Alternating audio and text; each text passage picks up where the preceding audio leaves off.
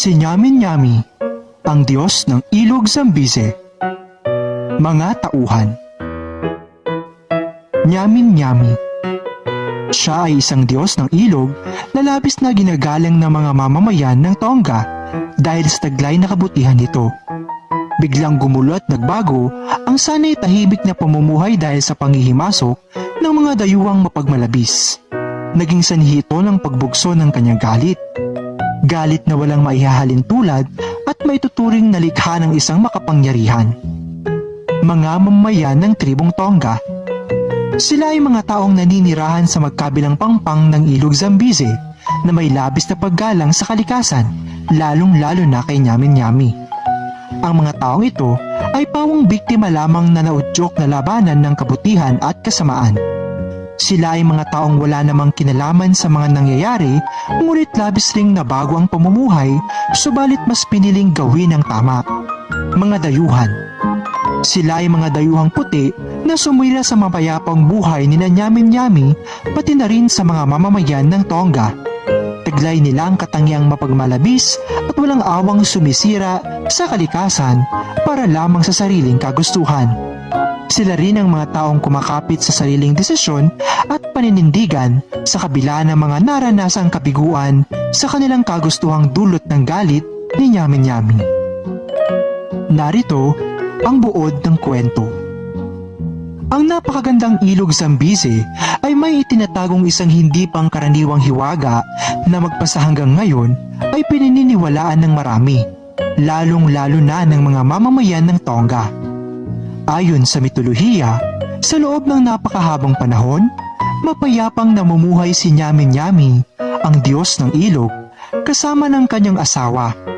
Sinasabing si Nyami-Nyami ay isang dambuhalang may habang hindi magawang hulaan at may ulo ng isang isda at katawan ng isang ahas. Sa kabila ng walang patunay na ebidensya, iginagalang pa rin siya ng mga mamamayan dahil sa taglay ng kabutihan nito.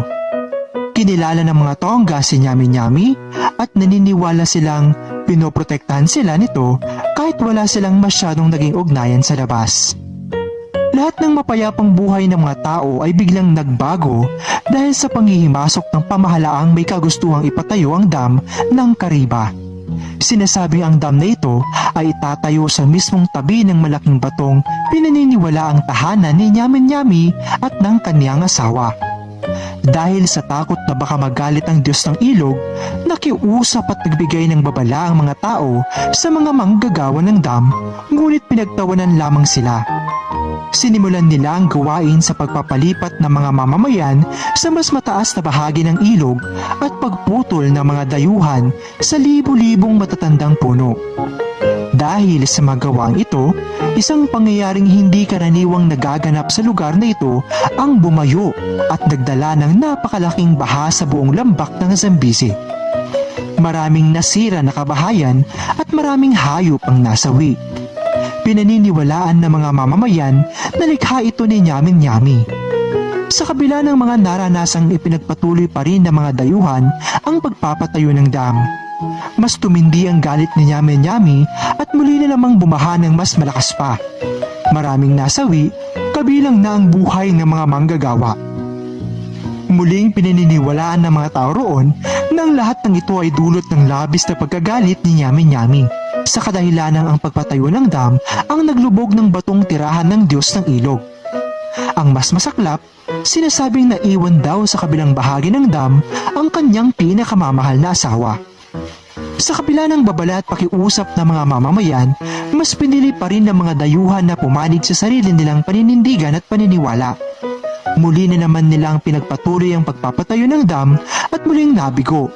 Ngunit sa kabila ng kabiguan, hindi pa rin sumuko ang pamahalahan at sa wakas ay natapos ang pagpapatayo ng dam. makikita naman ang rebulte ni Nyame-Nyame sa taas ng bahagi ng ilog Zambeze at nakatanaw na tila ba nagbabantay sa kabuuan ng dam ng Kariba.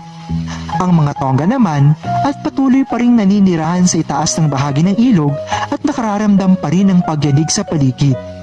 Naniniwala silang ito ay ang pagkakataong galit ni Nyame-Nyame at ang nagpipilit maabot ng kanyang kabiyak sa kabilang bahagi ng dam. Subalit sa lahat ng mga nangyari, umaasa pa rin ang mga mamamayan na sana'y hindi na muling magkaroon ng trahedyang walang katulad dahil sa idudulot nito sa mga taong wala namang kinalaman.